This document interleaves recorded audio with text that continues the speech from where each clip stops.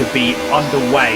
We have 6 lights on, and we are away now. It's a blister. It's a little bit late actually from Mike Epps, but that four-wheel drive system just dug into the ground, and he is already gone.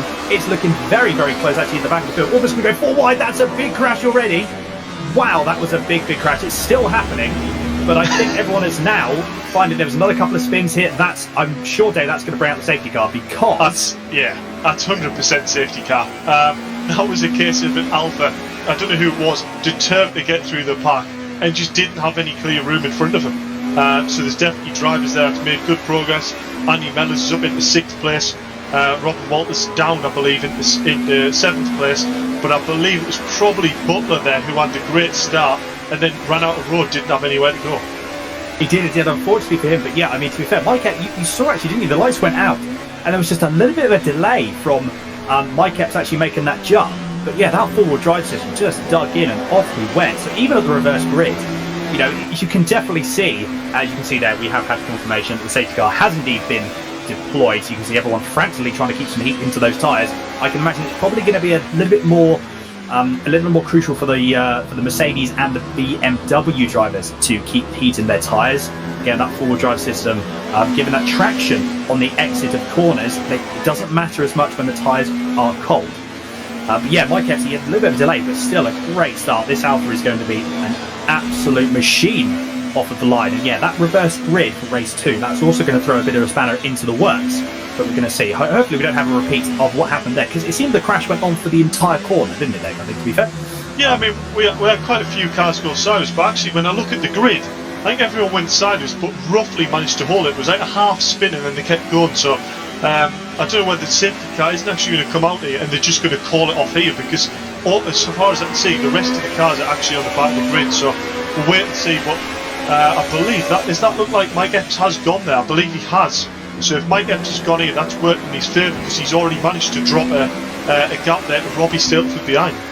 He has indeed, very, very true. So to be fair, the restart, as we are getting back underway, yeah, the restart for Mike Epps worked very, very well. As you said, you've already pulled out 7/10 of a second, but Jack McIntyre is on the back of Robbie Stapleford. He got actually I say that, the gap is still about 4/10 or near enough half a second now. So a little bit even from the top 3 at the moment. We just had, I believe that is Sutton that's had a bit of a, I see we've had a couple of people off. So we've got Sutton, Fairclough that have both gone off. So Dorman, Butler and Walters inherit their positions, as we're now currently on your main screen. You do have Andy Dorman here going through into turn 3 now. I have to admit, the more and more I look at Zola, that was a very, very, looked to be on the inside. That look, I believe that was Sutton that was going to have a bit of a move, but didn't quite make it. I think Andy Dorman just managed to get that grip and find the grip around the outside. So fair play to him for keeping it there. Although, as I say that, it's going to be another potential move going through for Sutton, and he does indeed go through a little bit slower on the exit, but he manages to keep the position. So Sutton moves up from Dorman.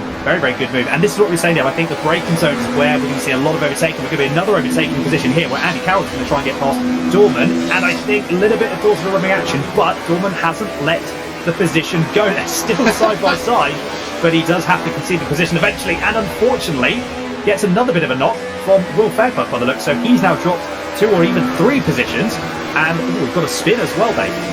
Yeah, it's a real shame, but what we are seeing here is, you know, these Alphas, they're a bit heavier, the 4-wheel drive. They really can take a good barge, and not a lot happens. So you can see drivers here really being quite forceful with some of the overtakes, but it's all part of racing. I'm sure they're enjoying it.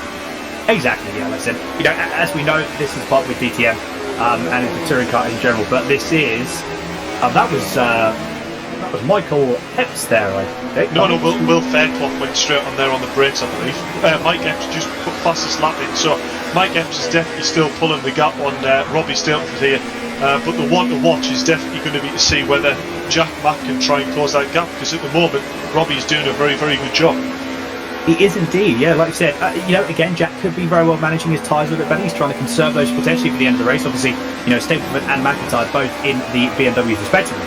But this is still the battle. Well, there was a battle for P13, so Andy Dorman and Will Fairclough still work. So I'm just intrigued to see, actually, again, with this great onboard shot, I am absolutely loving this. I just want to see, you can actually see a little bit that, I say that, a little bit of oversteer moment there, but it looked to be that Jack was a bit tentative on the way in, so it could very well be that conservation of tyres is a thing. So it'd be interesting to see how that goes through, and that was Will Fairclough again, trying to make the move on Andy Dorman, just having a look. Couldn't quite make it stick though, but I'm sure that he is gunning for P12. Has dropped back a little bit though.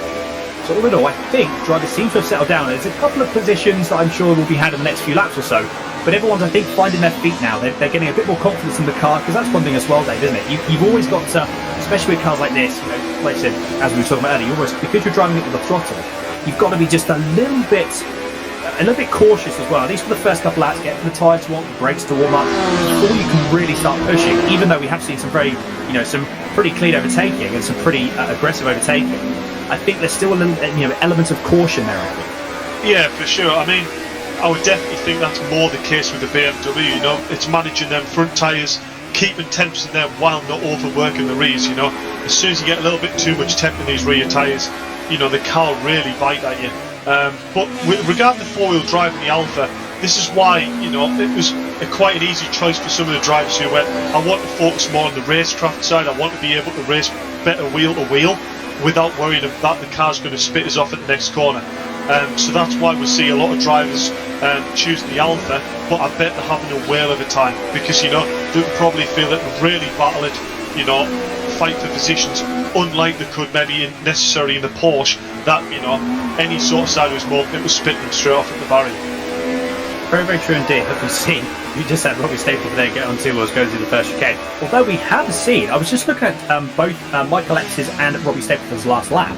So just as a comparison, the last lap for X was a 141.339. Robbie Stapleton's last lap was 141.368. So these guys are just so close in terms of lap times. They were for the last lap at least. And to be fair, Stapleton has actually pulled out, and he pulled a couple of, or 2 or 3 tenths on X. So I'm pretty sure, because Jack McIntyre's dropping back a little bit, I'm pretty sure he's sitting there going, you guys crack on, I'm going to let Robbie try and gain as much as he can and use as much of the tyres, and then he might try and get into the end of the race, because Jack, as we have seen, we saw it in the Porsche Cup, he's very, very good at managing his tyres. You see someone else just go off in the background there. Again, another great shot of this track pan view. It's really, I do have to admit, I do like fixed cameras as well. It just, again, works. It grounds you a bit more to the circuit, and it's very, very cool indeed when you get those. But at the moment, a bit of a battle here going through. That's Edmondson and Sutton, I believe, that are having a bit of a battle there just in front of us. But the battle here with Will Fairclough on the back bumper. Very careful he doesn't melt the front bumper with the exhaust on the rear of Dorman's car there, because if he gets any closer, I think he will be. Yeah, this is great to see, isn't it? Will's been, wanting a battle like this, I don't know for how long. So for him to be in this chance here, racing, Dorman as hard as he possibly can, literally pushing him through the corners. I bet he's doing this with a grin on his face. It's great. I'm getting a bit goosebumps, if I'm honest, about these cars. They just look great on the track, Classic 80s cars. It's a bit of me, this is. I tell you what, I do agree, although it wasn't actually if you said that, I was just about to say it, but Will Fairclough, again, having a bit of a look, but can't quite seem to get the position. This is Alpha on Alpha, and yeah, we can't actually see if there's going to be a position made at the moment, although is Will going to pull out of position? It looks to be a little bit too far back, and he is indeed, or as I said, look at the spin of flames coming out of Dorman's car there. It is cracking stuff. What a great camera. It's a really good camera in this. I do, again, enjoy it. It really gives you a sense of the speed carrying through, because these cars aren't slow. They're old, in terms of like brakes, the suspension's quite agricultural compared to modern cars. The brakes are quite agricultural, but these cars are so fast in a straight line. It's very, very difficult to get these cars stopped with the speed that these guys are doing. Yeah, I mean, you actually put that nail on the head there. Even on my track car that I've got, I've got 12 clicks of adjustment on the dampers. These cars have 4 clicks. So that really tells you, technology-wise, I mean, you probably talk 32 clicks in a modern touring car. So, yeah, these cars, there's very little adjustment of what you can actually change. And even when you change them, you go, has that made that much difference? Not really. You've just got to actually drive it with the wheel, drive it a lot with your feet, and really, point the car where you want it to go and just floor it. Indeed, I know. It is that sort of stage, I suppose, like I said, the four-wheel drive, that's how it works. Just point and squirt the car, and it's just like, point the car in the general direction, flat out, and off you go. It's a really, really old-school style of driving, which I absolutely love. Although we have seen Rob Butler is in the pits. I'm not entirely sure if he's got damage that he's trying to nurse and couldn't quite manage it, or the damage was irreparably, couldn't actually drive the car in its current state. But he has jumped in the pit, so a bit unfortunate for him through there. So not entirely sure what was going on with that, but hopefully we may get some information on that a bit later on. As as we're currently Rob Walters in P6. He's just sitting there or thereabouts in P6. He's having a good race of his own. He's just sitting there, again, waiting for stuff to happen. This is one of the things as well, is having the patience to just sitting there and just allowing everything to come to you, allowing the race to come to you. I know it's, you know, in the 20 race, we've actually just crossed halfway, in fact, so 9 minutes and 50 seconds left to go. And as we can see here, just actually jumping on board back with Robbie Stapleford. He's closing, I don't think he's closing the gap. It's staying around the, you know, the 7 tenths, 8 tenths per second. Now, I don't know, again, is this Michael Epps, is Epps just sitting there just going, you know, he's controlling the pace of this race at the moment. He knows that he's got time in the bag, or is he really trying to drive the car as hard as he can? You just saw it there, a little bit of a squirming. Again, trying to get as much traction down in the forward drive to be utilised as much as possible. I'm intrigued, actually, because Stapleford's just pulled another 2 tenths out. And at last, I mean, these guys are so fast in race pace. You've got best lap for Epps, or best lap for both Epps and Stapleford. Epps are 40.991, but Stapleford is a 40.762.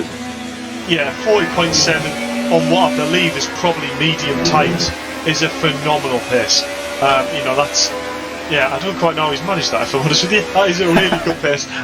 But yeah, you just see how much more nimble the BMW looks. You know, it's very light, but it is very bouncy and very twitchy, where you can see Mike's car looks a bit more planted, a bit more stable, and you saw him there four-wheel drifting out the last corner, you know, really using all of that power the Alpha has. But I would say the Beamer, you know, once it gets a low enough straight, can probably just start to creep up the back of Alpha on straight line speed.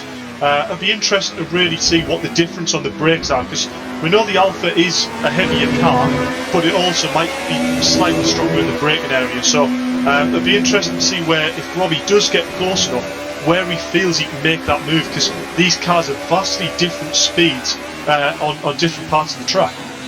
Yeah, this is very true. I mean, just going into turn 7 or the exit turn 7, just look at the exit here. Look how much. I'm saying that he didn't actually gain that much just going through there. Although, you know, he sort of gains. I think the general acceleration of the Alpha is very, very impressive. But yeah, it's just the drive as well. You can imagine. I can just imagine what Robbie Stapleford is thinking. Although looking at it, he is very good on the brakes. The BM is got the edge on the brakes definitely. But again, look at that traction that Epps has got. I think this is the one, you know, the real saving grace of having the forward drive. Yes, the car's heavier, probably, you know, it definitely uses its tyres up more, but I mean, it's just so good out of traction zones.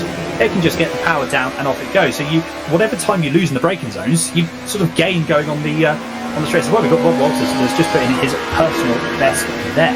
Yeah, I think we'll watch it again. You'll watch the Alphas at turn, I think 7, that sort of double right-hander, and again, the traction they've got is just quite staggering.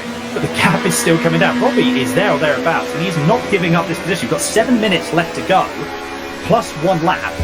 And yeah, Robbie is not giving up. He wants this win very, very badly indeed. And I don't personally think that Epps is controlling the pace anymore. I think he's now having to work to keep ahead here. Yeah, for sure. I mean, I don't know whether Robbie's thinking of the league already here, but, you know, Robbie does need the points here to try and close that gap on Jack.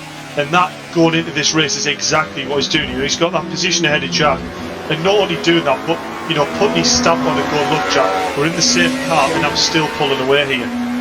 But regarding the Mike Epps and Robbie battle, you know, they're about the same place, but it's if they get wheel to wheel, I just can't see how Robbie is going to get any sort of traction or get the overlap on them Alphas, because out the corners, they are rocket ships.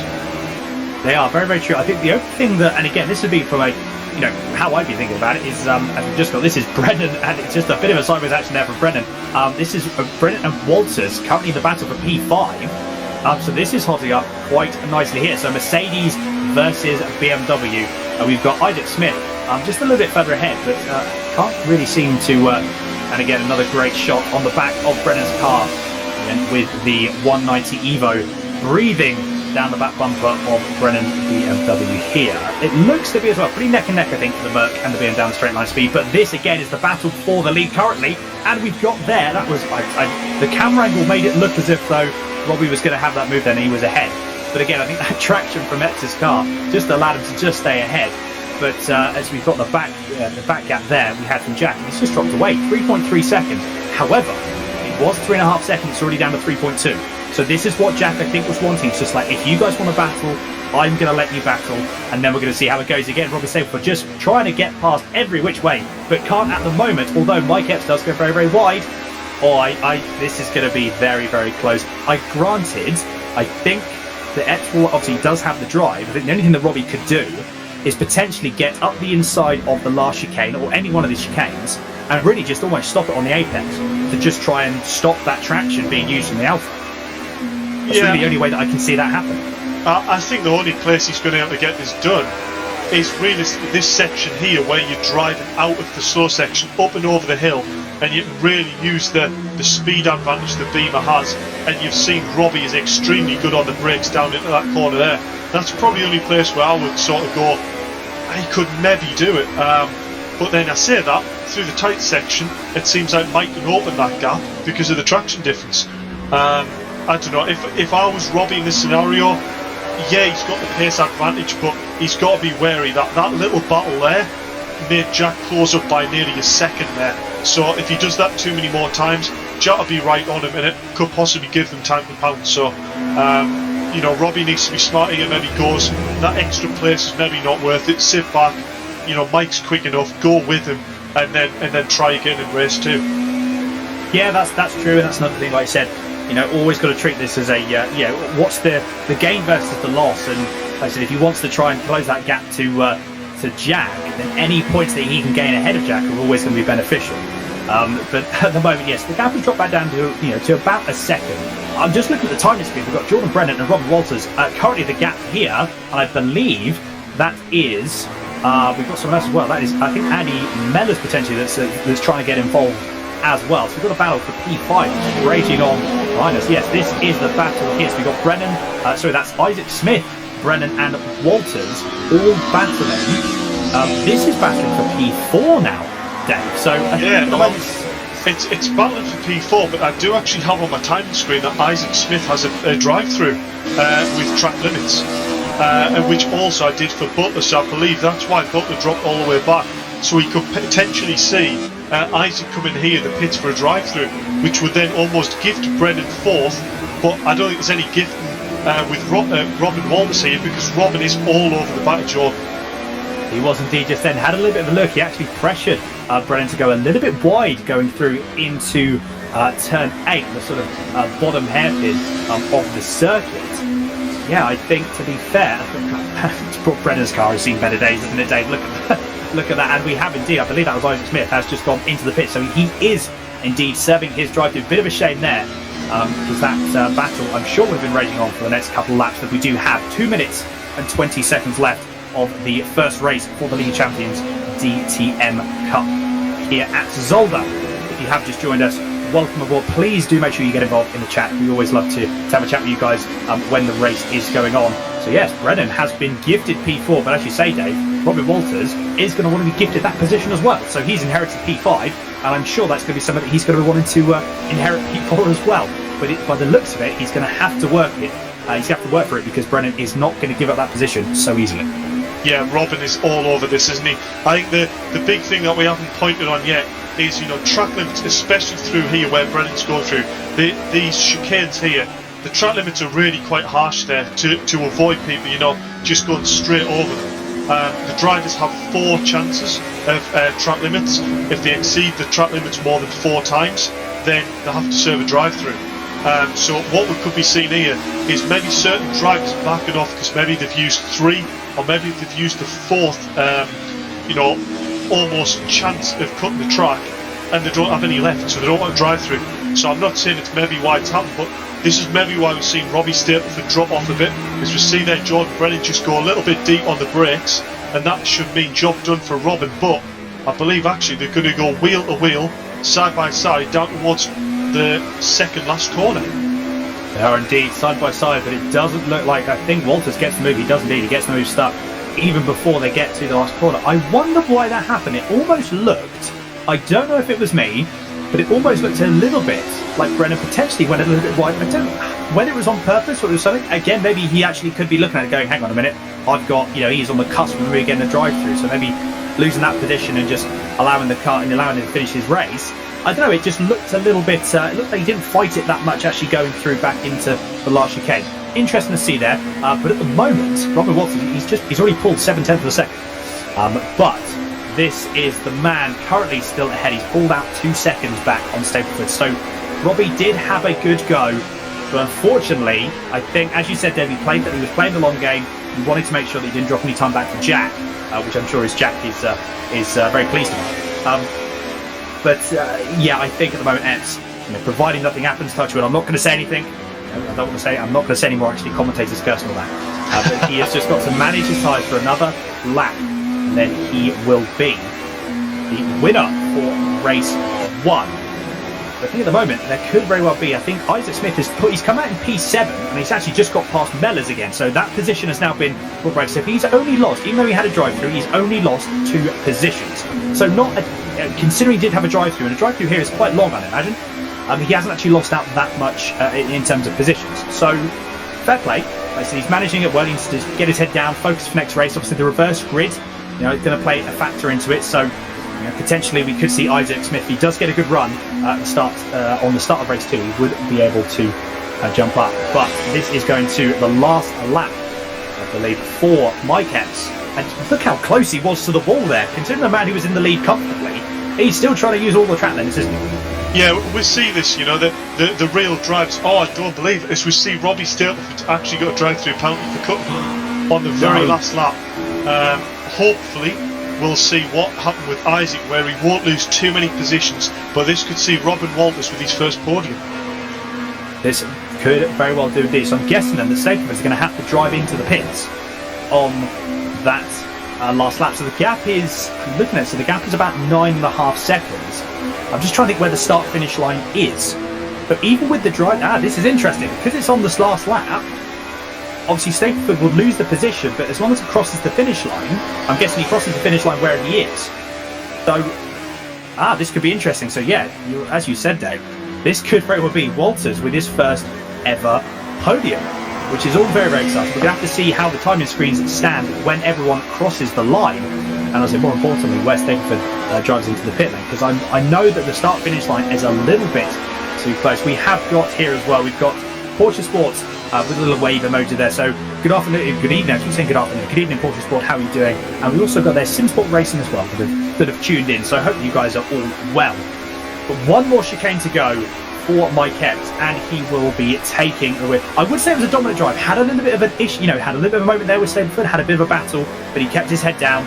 And he's a little bit of a forward drift on there just for a bit of showboating there. Look at that, as if he could showboat any more than that. But Mike Epps takes the race 1 victory here in the VRRC League of Champions DTM Cup at Zolder.